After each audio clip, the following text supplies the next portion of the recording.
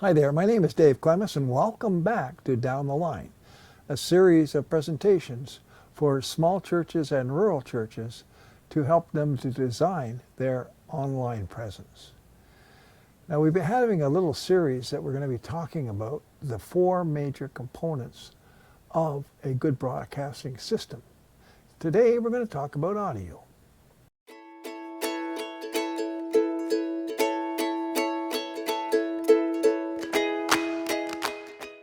So today we're going to look at the audio component of the four components of a good broadcasting system. First of all, there's the audio, which we're going to talk about.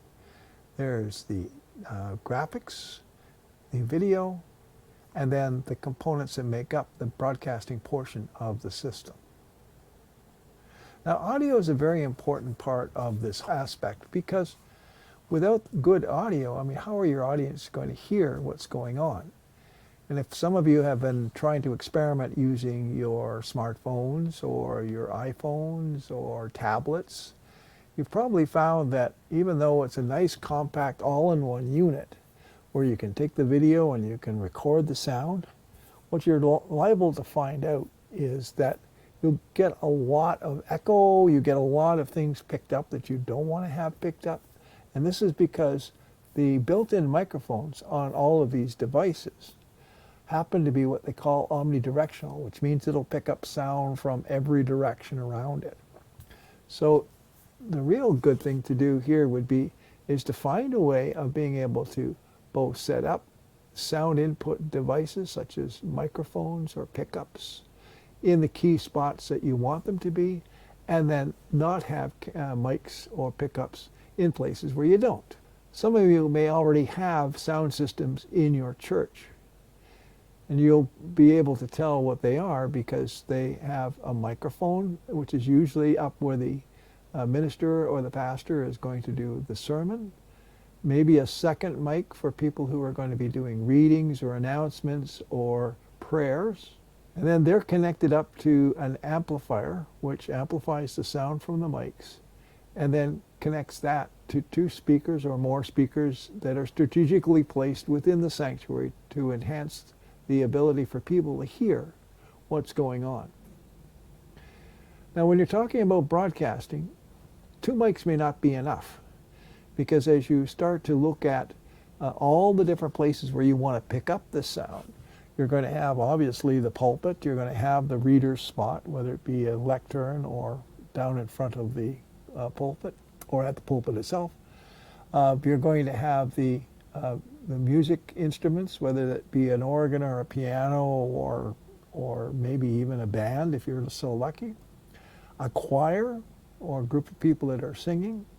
So there's five inputs that you'd have to consider right off the bat. And unfortunately, an amplifier on its own can't handle that many inputs at one time. A lot of them don't have the inputs for doing that. So in between the input device, the microphone or the pickup, and the amplifier is a thing called an audio switch.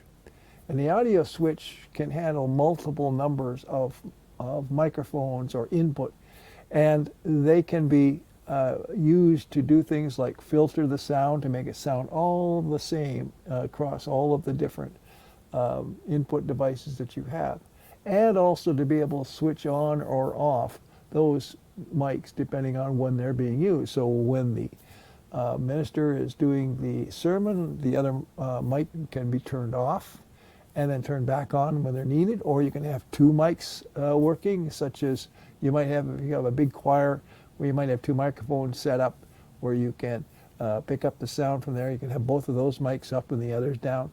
So the switcher is really a wonderful component that will be added to, or should be added to, your sound system for when you're doing broadcasting. So those are things to consider when you're starting to design your system, to make sure you get all of the components you're going to need. So in this case, it may be at least 5 or maybe even 8 microphones, depending upon what your situation is. Obviously, some kind of a switch and an amplifier that will then go to your house speakers. As I said, some of you may already have systems in place. Some of you may already know that this is the kind of setup you're going to need. So the only other thing we need from that is from the audio system itself, we'll need to have a feed going out to whatever we're using for the broadcasting to be able to send the audio at the same time that the video is going out. And we'll talk more about that when we get into the actual technical design of your system and designs. There's different kinds of ways that we can do this.